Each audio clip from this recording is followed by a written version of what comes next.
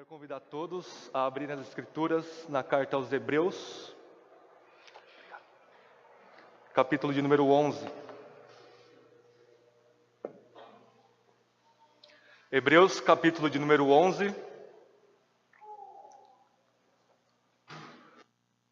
Nós faremos a leitura do verso 29 até o 31. Após a leitura, eu irei dizer: essa é a palavra do Senhor, e aqueles que creem respondem em uma só voz com o sonoro amém. Então nós oramos. Hebreus capítulo 11, verso 29, 30 e 31, que nos relata sobre o êxodo e a queda dos muros de Jericó e a salvação de Raabe. Diz assim: pela fé, os israelitas atravessaram o Mar Vermelho como se estivessem em terra seca. Ao tentarem fazer o mesmo, os egípcios afogaram-se. Pela fé, os muros de Jericó caíram depois de rodeados por 7 dias. E pela fé, a prostituta Raabe não morreu com os desobedientes, pois acolheu em paz os espias. Essa é a palavra do Senhor. Oremos.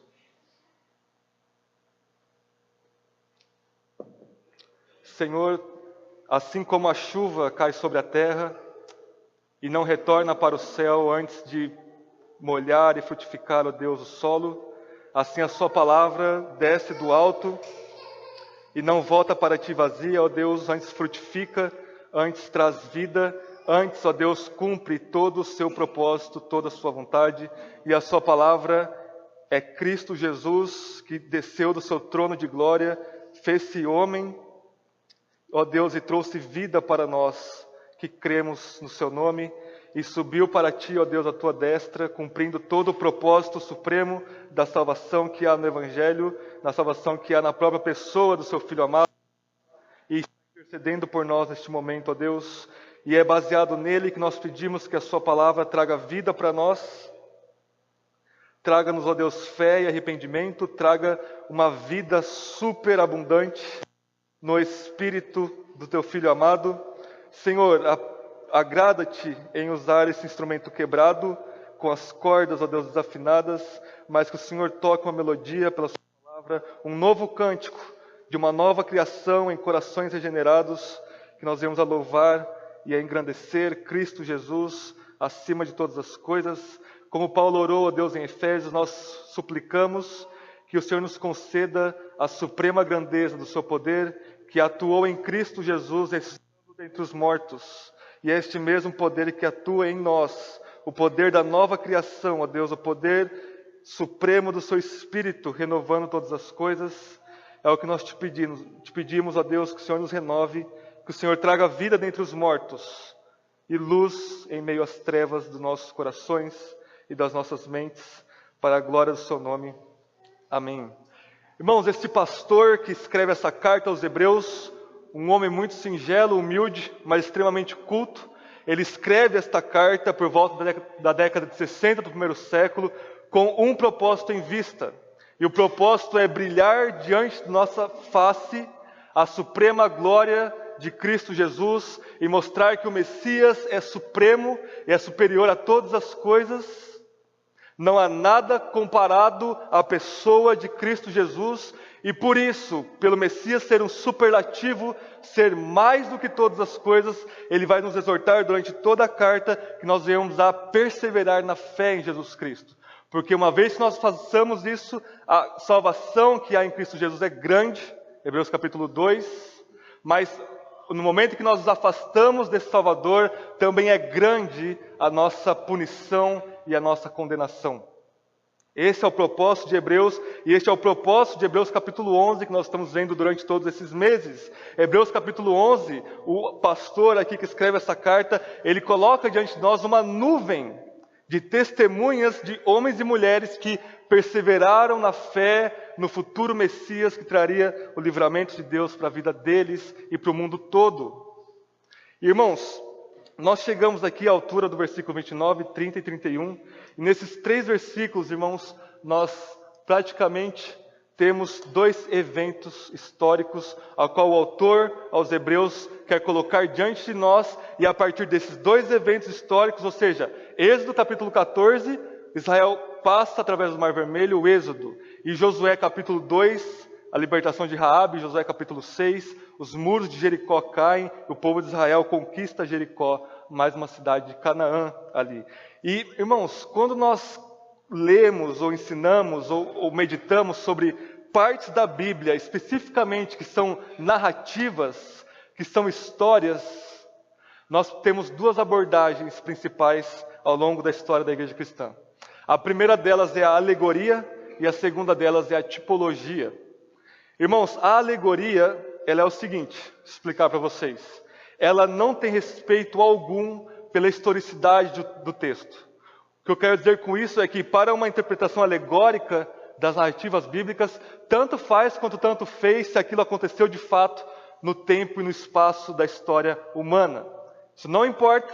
Não importa se o dilúvio aconteceu de verdade, não importa se Israel passou pelo Êxodo, pelo Mar Vermelho, nada importa. Tudo que importa são os princípios morais que nós podemos tirar disso. Um outro aspecto da alegoria, ainda mais pernicioso, é o seguinte, irmãos. Ela não tem respeito algum pela intenção dos autores que se faz a leitura do texto. Para os alegóricos, pouco importa a intenção de Moisés ao escrever o Pentateuco, pouco importa a intenção de Mateus, ou de João, ou de Paulo ao escrever os seus livros. Tudo o que importa é os significados que o leitor dá ao texto. Então não importa o que Moisés disse, o que está escrito no texto, o que importa é o que eu, William, atribuo como significado ao texto, e o texto se abre diante de mim com uma infinitude de significados que estão ali abertos para mim, e não importa se são contraditórios ou não, tudo o que importa é o que eu escolher para essa interpretação. Irmãos, essa praga da hermenêutica alegórica, ela não ficou somente na era patrística, os primeiros séculos da igreja, ou na Idade Média, que era muito comum os nossos amados irmãos medievais usarem alegoria. Pasmem, ela é o método mais usado, mais popular, tanto na igreja católica quanto na igreja evangélica. Nos nossos dias, em pleno século 21. Irmãos, quando nós olhamos, por exemplo, para o Êxodo, como seria uma interpretação alegórica do Êxodo? Existem milhões, eu vou dar uma, e vejam se vocês reconhecem isso nas pregações dos púlpitos do nosso país e do mundo. O Mar Vermelho são as suas dificuldades e problemas e limitações financeiras. Os egípcios que estão te perseguindo são as suas contas para pagar. Eu não estou exagerando, irmãos, é exatamente assim. Portanto, o que Deus quer, Ele vai abrir o mar das dificuldades financeiras da sua vida, quer seja te dando um emprego novo, quer seja te dando uma promoção no seu emprego, quer seja fazendo você ganhar na loteria ou alguma coisa do tipo. Então você passa pelo mar, passa pela prova dando glória a Deus, e os egípcios são afogados, as suas contas são apagadas ou pagadas, entre aspas, neste ato de Deus. Olha como Deus é bom, irmãos. Vocês veem? Como uma interpretação alegórica, não é isso que se é pregado nos cultos. O texto, irmãos, é violentado, e violentado no sentido mais pejorativo de estupro. Fujam da alegoria. Por outro lado, nós temos a tipologia. E o que é tipologia, irmãos? Ela leva em conta a historicidade do texto, então é absolutamente necessário que aquilo que o texto diz tenha acontecido no tempo e no espaço. Ela dá total atenção à intenção autoral, ou seja, ela fica presa no texto e de lá não sai, não somente ao texto, mas ao contexto, e, irmãos, não somente ao contexto imediato do livro, mas o contexto de toda a Bíblia, porque toda a Bíblia forma uma unidade de propósito, porque tem um só autor que é Deus, o Espírito. E eu quero dar essa introdução, irmãos, para nós vermos ao longo desses dois exemplos, do Êxodo e da queda de Jericó, como nós podemos entender isso em sua diversidade de significados para nós, mas sem cairmos no erro da alegoria, e assim a palavra do William ficaria evidente e a palavra de Deus seria subjugada pela minha vontade. Amém? Então nós iremos fazer 3 movimentos, irmãos. O primeiro deles, nós iremos ver Qual é o princípio que une a narrativa do como a narrativa da queda de Jericó, como todas as narrativas bíblicas? E a tipologia, ela faz esse movimento de contexto e ela vai até o ápice dessa revelação, que é Jesus Cristo. Nós vamos ver como o êxodo e a queda de Jericó se unem em um único propósito e encontram o seu cumprimento em Jesus Cristo. E depois nós iremos ver uma coisa específica de êxodo aqui em Hebreus capítulo 11, verso 29, e depois uma coisa específica da queda de Jericó e de Raabe, para nós encerrarmos. Esses serão nossos 3 pontos. Então, em primeiro lugar, irmãos, o princípio unificador de todas as narrativas bíblicas, e o princípio é esse, irmãos: a glória de Deus na salvação através do julgamento.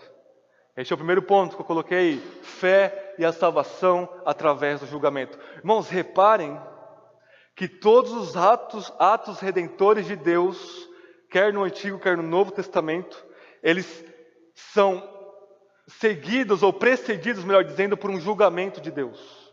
Ok? Então Deus não é só glorificado na salvação e no julgamento, isso é verdade.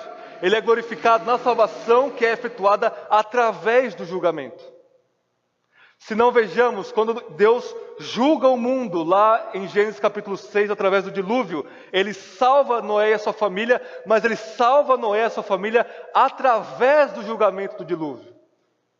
Ou seja, o mesmo evento de Deus trazer as águas abaixo e as águas acima e inundar a terra, que matou toda a humanidade, é exatamente o mesmo evento que salvou Noé e a sua família. O mesmo evento que Deus salvou Ló de Sodoma e Gomorra é a mesmíssima coisa de Deus ter destruído Sodoma e Gomorra com fogo do céu. E quando nós vamos para o Êxodo, fica muito claro isso, irmãos, para nós.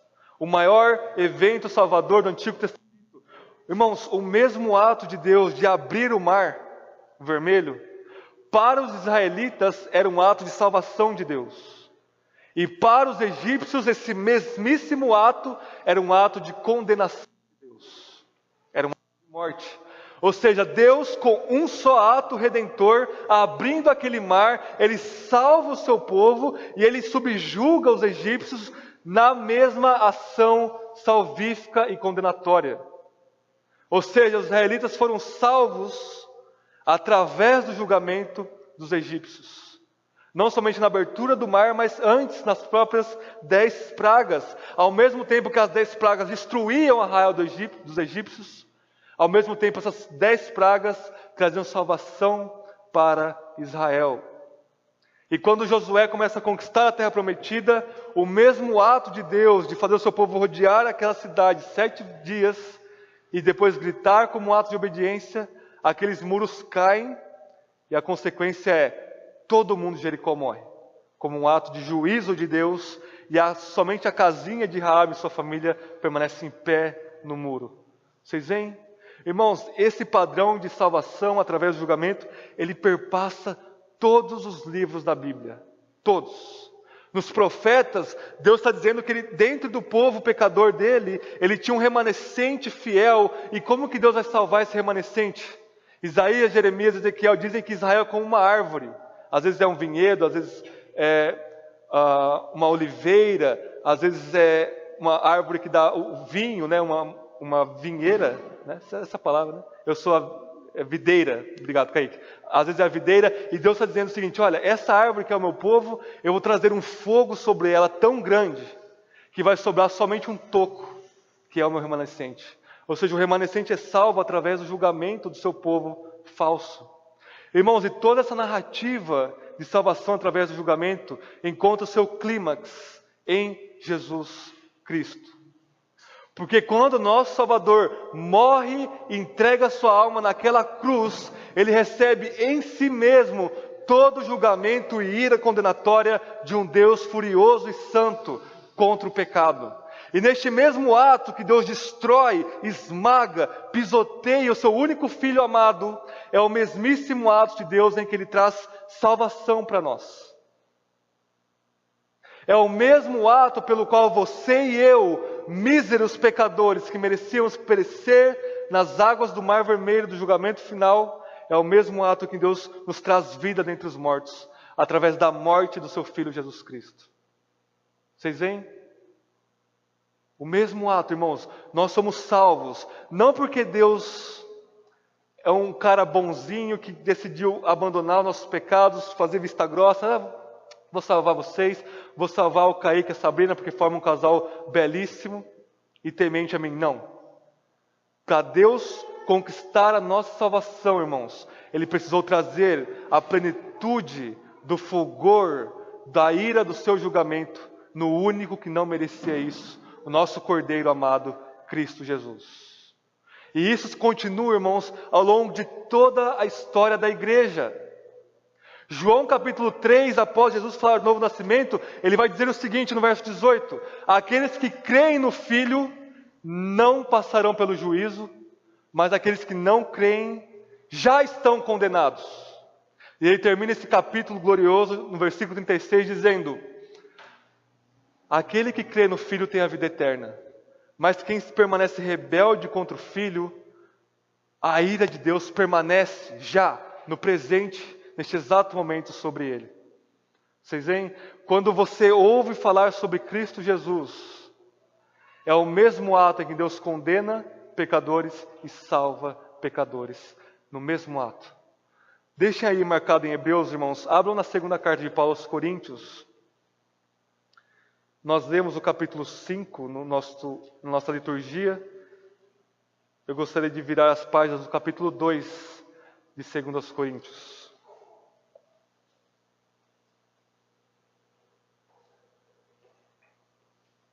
Eu me lembro que eu preguei essa passagem no começo deste ano, onde nós estávamos falando sobre as 9 marcas da igreja saudável. Espero que esteja fresco na memória de vocês. 2 Coríntios 2, verso 14, diz assim: mas graças a Deus que em Cristo sempre nos conduz em triunfo e por meio de nós manifesta em todo lugar o aroma do seu conhecimento, ou seja, do conhecimento de Cristo. Porque para Deus somos bom aroma de Cristo, tanto entre os que estão sendo salvos, como entre os que estão perecendo. Para estes somos cheiros de morte para a morte, mas para aqueles aroma de vida para a vida. E quem é suficiente para essas coisas? Porque não somos mercenários da palavra de Deus, como tantos outros, mas falamos em Cristo com sinceridade da parte de Deus e na sua presença. Podem voltar para Hebreus 11. Irmãos, o que Paulo está dizendo aqui é que nós cristãos somos aroma de Cristo Jesus para todas as pessoas, indiscriminadamente. Para aquelas que não creem, nós somos aroma de morte para a morte, mas para aquelas que creem, nós somos aromas de vida para a vida. Vocês percebem? O mesmo aroma, a mesma fragrância do conhecimento do Messias traz morte para alguns e vidas para outros.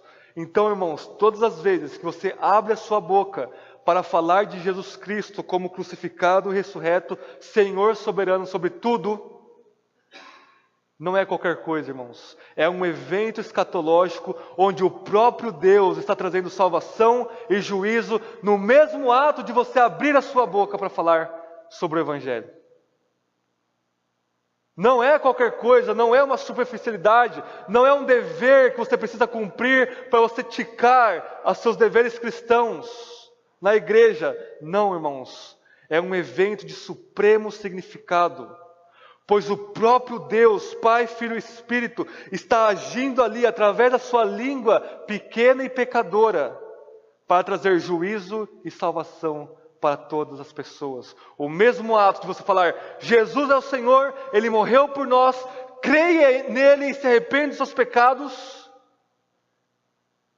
Para alguns vai ser um aumento de condenação e para outros vai ser o próprio meio de salvação ao qual eles vão glorificar a Deus. Irmãos, a história termina dessa maneira. Salvação através do julgamento. Eu quero ler o último texto antes de passar para o segundo ponto. Eu peço que vocês abram de novo em uma carta de Paulo, segunda carta aos Tessalonicenses.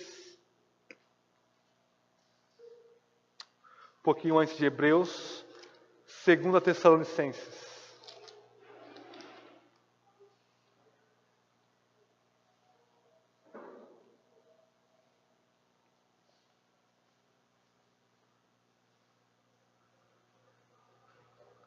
capítulo 1.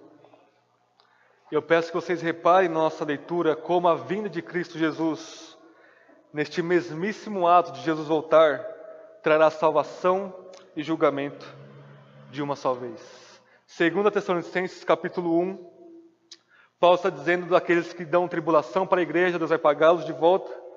E ele diz, a partir do verso 7 do capítulo 1: E para vós que sois atribulados, vos dê alívio, bem como a nós, quando o Senhor Jesus se revelar do céu, com os seus anjos poderosos em chamas de fogo, punindo os que não conhecem a Deus, os que não obedecem ao Evangelho do nosso Senhor Jesus. Estes sofrerão como castigo a perdição eterna, longe da presença do Senhor e da glória do seu poder, quando naquele dia Ele vier para ser o que, irmãos? Glorificado nos seus santos e admirado em todos os que houverem crido, pois crestes no nosso testemunho. Por isso também oramos sempre por vós, para que o nosso Deus nos faça dignos do chamado e cumpra com poder todo o bom desejo e toda ação que resulta da fé. O que Paulo está dizendo é que quando Cristo Jesus irromper os céus e voltar, ele está dizendo: aqueles que não conhecem a Deus e que não obedecem a Jesus sofrerão a pior das condenações, sofrerão o juízo eterno e a perdição destruidora da ira do Cordeiro, que é tanta que João, na ilha de Patmos, nos diz que os homens clamavam para que as rochas caíssem sobre as suas cabeças, para que eles pudessem se esconder da ira do Cordeiro. E neste mesmo ato de Jesus retornando triunfantemente, ele diz que ele será admirado, deleitado, ele será regozijado através dos seus santos.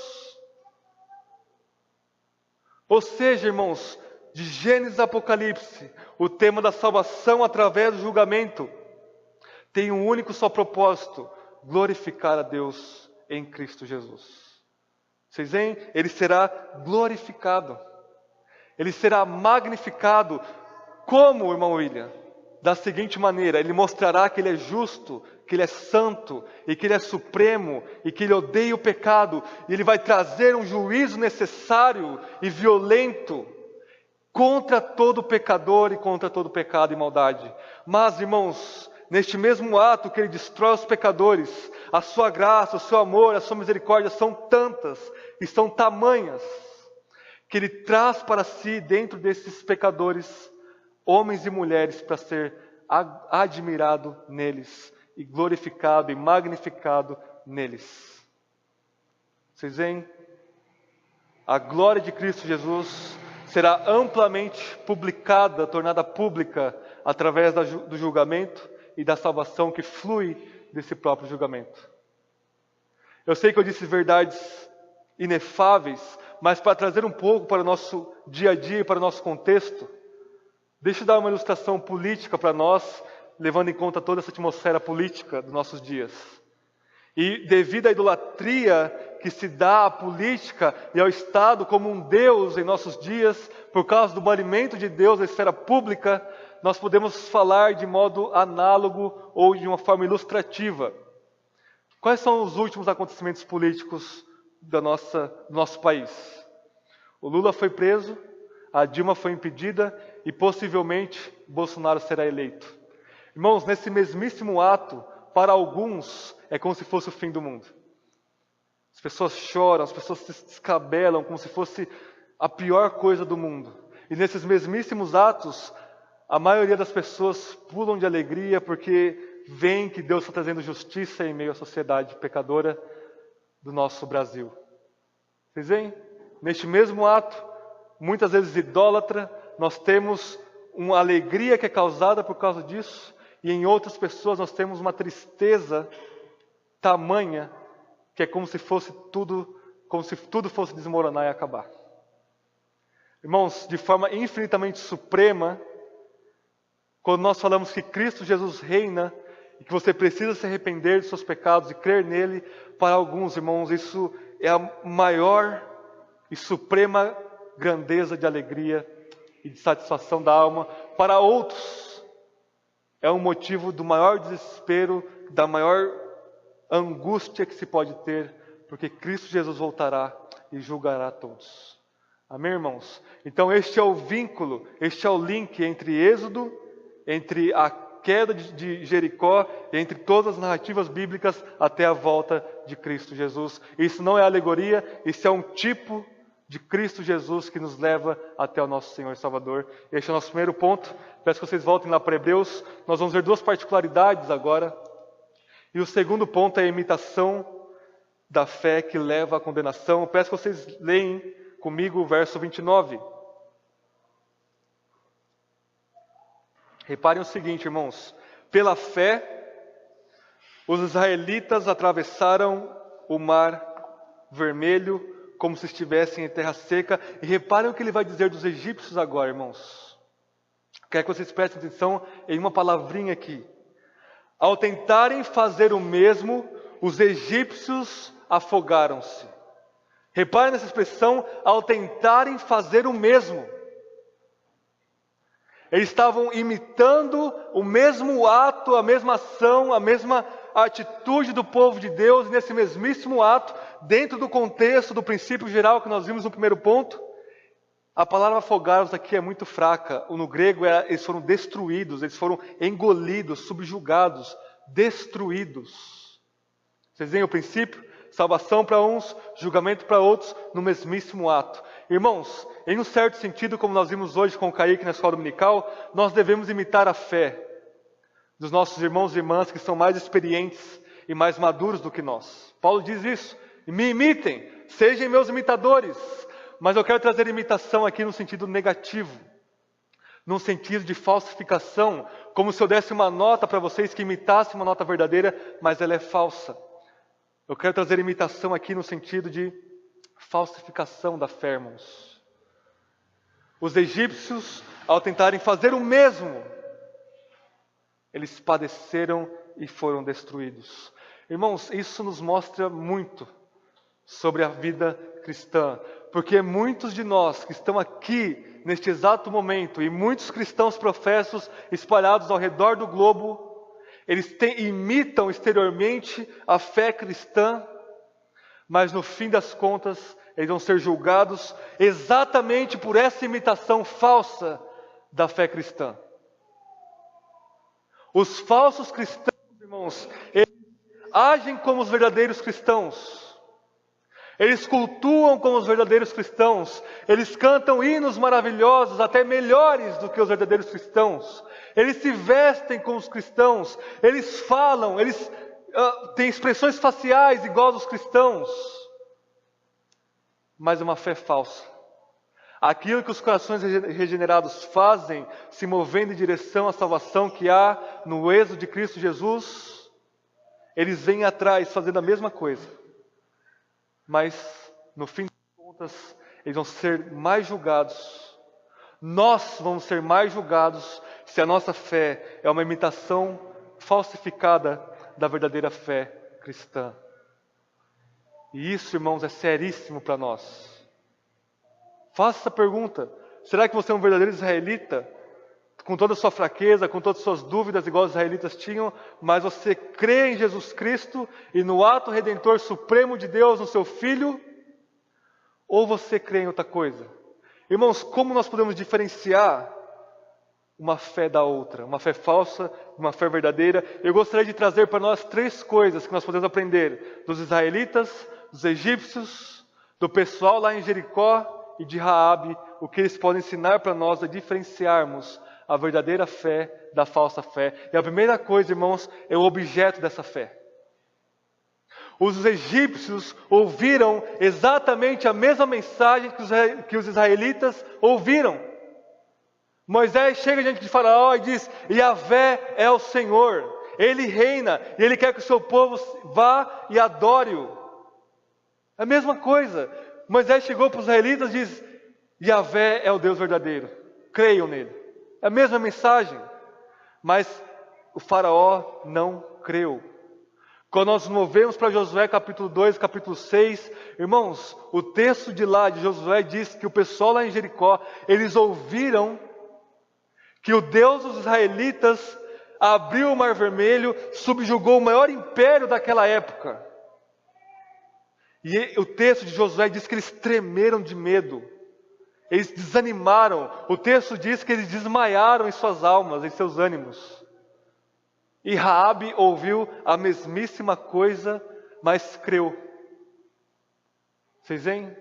O objeto, a mensagem, o fundamento da fé verdadeira é o ato supremo de Deus nos livrar em Cristo Jesus. O ato da fé falsa é qualquer outra coisa.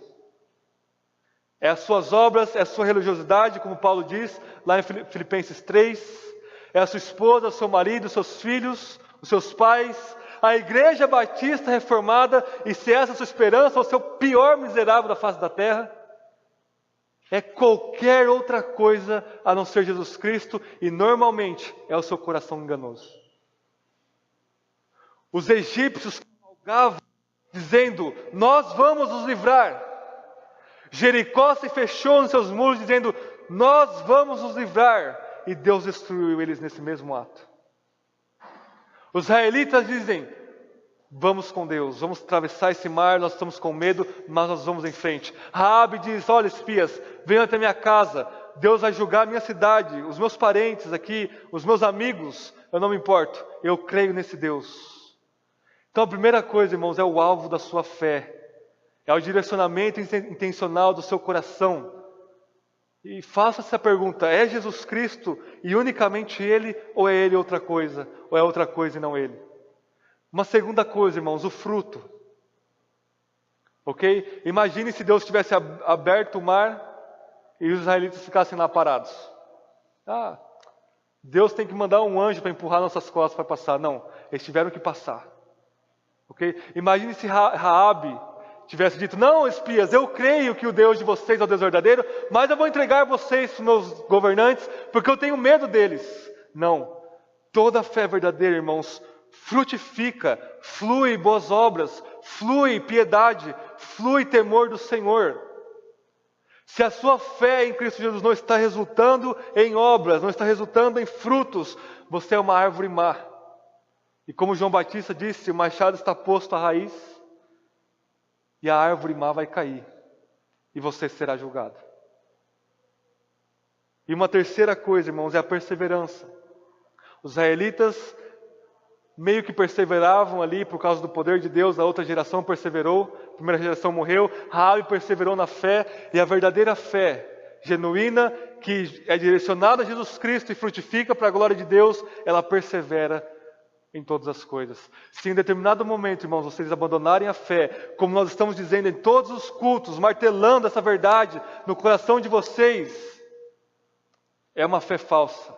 Vocês são como os egípcios, correndo atrás, fazendo a mesma coisa que os israelitas, mas o mar vai se fechar, o muro vai se cair e você será condenado. Portanto, testem-se a si mesmos, irmãos. Há uma dialética no Evangelho de João, há uma problemática muito grande ali. João nos escreve o seu Evangelho para um propósito. Ele diz lá no capítulo 20 o seguinte: irmãos, eu escrevo essas coisas, eu relato esses sinais que Jesus fez para que vocês creem que Ele é o Messias, que Ele é o Filho de Deus, e para que crendo vocês tenham vida em seu nome. Ou seja, João mostra que os sinais de Jesus testificam que Ele é o Messias, e que nós podemos olhar para esses sinais e termos certeza que Ele é o Cristo Jesus, que Ele é o Messias de Deus, e crermos nele, portanto, devido a isso. Mas no Evangelho de João, irmãos, aqueles que creem somente por causa dos sinais, eles têm uma falsa fé. Ou seja, por um lado nós olhamos para os sinais, e como nós não temos uma fé cega, elas evidenciam que Jesus é o verdadeiro Messias. Por outro, aquelas pessoas que só olham para os sinais, para essas coisas externas, elas têm uma fé falsa. Em João capítulo 2, Jesus disse, João nos relata que muitos creram em seu nome, mas Jesus não se confiava a eles, porque sabia o que era o coração humano. Porque eles tinham uma fé falsa. Deixe-me perguntar uma coisa, Jesus se confia a vocês ou não? Porque se você crê em Jesus só pelos sinais, só pela exterioridade, só pelas coisas externas que acontecem na sua vida, você não tem comunhão legítima e genuína com Jesus Cristo, nosso Senhor. É isso. Você tem comunhão com Ele? Quando você dobra os seus joelhos, o próprio Cristo e a sua presença, através do seu Espírito, se faz presente, se atualiza no seu ato de orar. Quando você lê a Bíblia, os seus olhos lacrimejam e saltam de alegria, porque você está vendo o próprio Messias falando com você? Ou é tudo mecânico? Ou é tudo robotizado? Ou é tudo exterior e estereótipos? Essa verdadeira fé, irmão, se confia a Jesus, Jesus se confia a ela, e aflui essa comunhão que frutifica para a glória de Deus. Em terceiro e último lugar, irmãos, para finalizarmos, eu gostaria de ler o verso 31 com vocês. Eu gostaria de dizer o acolhimento dos espias que traz salvação, e nós encerramos com Raabe. Verso 31 diz: pela fé, a prostituta Raabe não morreu com os desobedientes, pois acolheu em paz os espias. Irmãos, o que é esse ato de Raabe acolher em paz os espias? Os espias estavam indo lá para espionar aquela cidade, para trazer condenação para ela, para trazer juízo de Deus, no mesmo ato que Deus traz salvação e traz uma terra prometida para o seu povo, que Ele prometera lá a Abraão, Isaque e Jacó. O ato de Raabe acolher em paz os espias, ela está dizendo o seguinte: eu creio no Deus de vocês, eu vou fazer de tudo pelo Deus de vocês, mesmo que isso implique a morte de todos que eu conheço, exceto a família dela que se salvou. E a mensagem dos espias de que Yahvé é o Senhor, de que Yahweh é o Rei, e de que Jeová é o único Deus verdadeiro, ela acolhe isso no seu coração pecaminoso, como é o coração de todos nós. Ela acolhe isso em paz e com fé, e ela esconde os espias e traz julgamento para o seu povo e salvação para si e para a sua família. Irmãos, é isso que acontece com a proclamação do Evangelho. Eu gostaria de terminar lendo uma passagem com vocês no Evangelho de Mateus. E eu peço que vocês reparem, Mateus capítulo 10, o quanto é semelhante Mateus 10 com Josué capítulo 6. Primeiro Evangelho do Novo Testamento,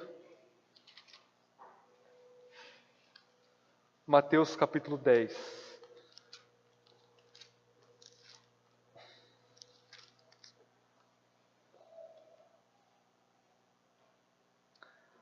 Vamos ler do verso 5 até o verso 15. Irmãos, o contexto aqui, Jesus chama os 12 apóstolos, dá a missão para eles, mas no Evangelho de Mateus, os 12 apóstolos, os discípulos, eles invariavelmente eles tipificam o grupo maior de todos os discípulos de Jesus, ou seja, o que os apóstolos são comissionados a fazer, todos nós somos comissionados a fazer de uma maneira ou de outra.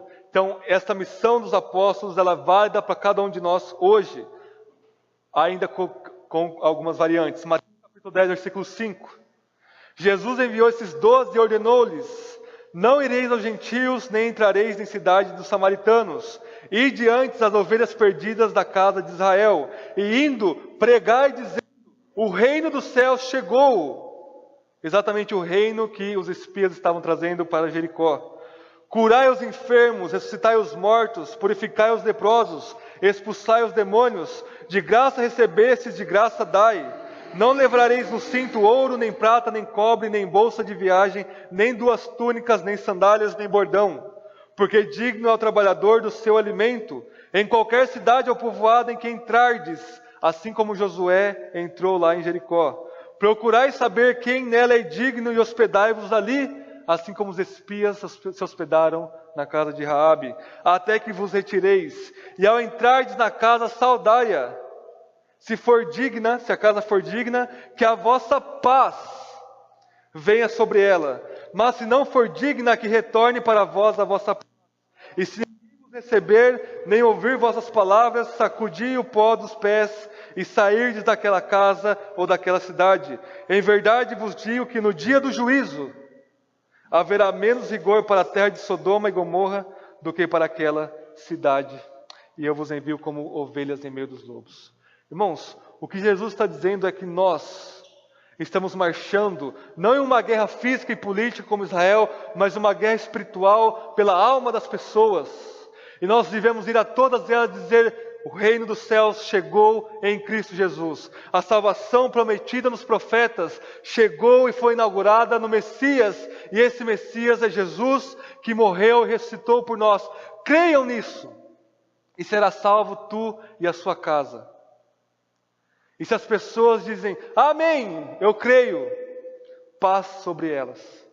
Assim como houve paz sobre Raabe. E se elas disserem, não queremos ouvir sobre isso, condenação maior do que Sodoma e Gomorra, o último versículo 15 que nós lemos. Vocês veem, irmãos, o ato de Raabe acolher em paz os espias é o mesmo ato hoje de nós acolhermos em paz a mensagem da salvação que há em Cristo Jesus. A mensagem que diz que você será morto, destruído e o seu velho homem será crucificado com Jesus, mas que nesse mesmo ato Deus vai trazer vida ressurreta dentre os mortos, espiritualmente para você. Seja como Raabe hoje. Acolha em paz a mensagem da supremacia de Cristo Jesus e creia e proclame esse Cristo Jesus. Porque, irmãos, se você juntar todos os exércitos das suas boas obras, do seu conhecimento, como os egípcios, se você se fechar no seu muro individualista, do seu achismo, como Jericó se fechou em sua cidade, não há nada que te fará escapar da ira do Cordeiro. Não há muro, irmãos, não há mar, não há exército, não há conhecimento, não há piedade que permaneça diante do Cordeiro. Portanto, abandone. Saia do Egito, abandone Jericó e peregrine rumo à terra prometida, que não é nada mais, nada menos que Jesus Cristo, o local da nova criação. Amém? Espero que essa mensagem traga perseverança para nós, nos mostre a supremacia de Jesus Cristo e como Ele é glorificado. E para terminar, irmãos, Jesus é glorificado em você. Não importa se você é o crente mais piedoso deste mundo ou a pessoa mais perversa dessa terra, Cristo é Senhor e Ele é glorificado em você. Resta você dizer que se você quer glorificá-lo, demonstrando a sua ira infinita e eterna no inferno, ou se você quer que Ele seja glorificado, mostrando a sua suprema bondade e graça e amor em nos salvar. Amém? Oremos.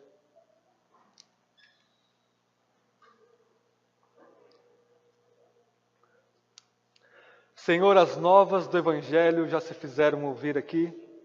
Boas novas tão alegres que são para quem ouvir. Que o Senhor nos dê uma santa paz e perdão que há em Cristo Jesus. Que o Senhor seja glorificado e louvado em nós, ó Deus, através da alegria dos nossos corações e se satisfazer unicamente em Jesus Cristo. Senhor, que haja salvação, ó Deus, no nosso meio esta noite. Que nós venhamos a nos preocupar mais, ó Deus, com as fraudes da nossa fé do que com as fraudes nas urnas. Que nós venhamos a colocar toda a nossa esperança em Jesus Cristo e não na política ou em qualquer outra coisa, ó Deus. Senhor, quer seja esse país seja economicamente livre e cresça, ou quer o comunismo se implante como um Leviatã na terra e destrua-nos. No final das contas, nada disso importa, ó Deus. Nós iremos proclamar o Seu Filho de qualquer maneira, destruindo os ídolos, ó Deus, dos nossos corações, das nossas famílias, das nossas igrejas, da nossa sociedade. E o Senhor será glorificado em nós. Senhor, o Seu Filho é inefável, é a suprema beleza, é a suprema glória, é o supremo tesouro de todas as coisas de nossos corações, mas os nossos pecados insistem em nos afastar de Ti. Senhor, que neste mesmo ato nós respondermos com fé a Sua palavra, que leve-nos, ó Deus, mais perto de Cristo e que destrua nosso velho homem adâmico, pecador e rebelde. Senhor, mais uma vez eu te peço, eu te imploro, seja louvado em nós, em Cristo Jesus. Amém e amém.